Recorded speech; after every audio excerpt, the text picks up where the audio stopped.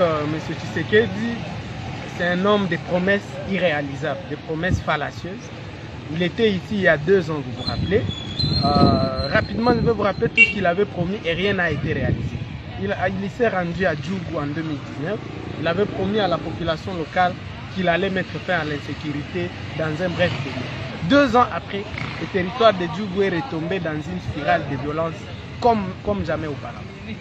Il avait promis l'asphaltage de la route nationale numéro 27 qui va de Bunia à la frontière ougandaise. 2 ans après, même pas un mètre n'a été asphalté. D'ailleurs, il venait de lancer le même projet à Beni et la RN27 n'existe plus dans le projet. Il a retiré la RN27 dans le projet qu'il avait pourtant promis. Il avait promis la réhabilitation de la prison de Djougou où son propre père, le feu Étienne Tshisekedi de Rez Mémoire, avait été arrêté. Même pas une brique, 2 ans après, même pas une brique n'a été posée. Il avait promis la relance de la Sokimo, la société minière de Kilomoto.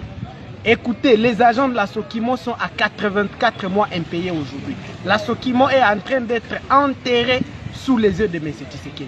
Donc c'est un monsieur qui promet, et là encore il est en train de promettre. Il est en train de promettre, il ajoute des promesses sur des promesses qui ne seront jamais réalisées. Et nous disons à notre population, préparez-vous.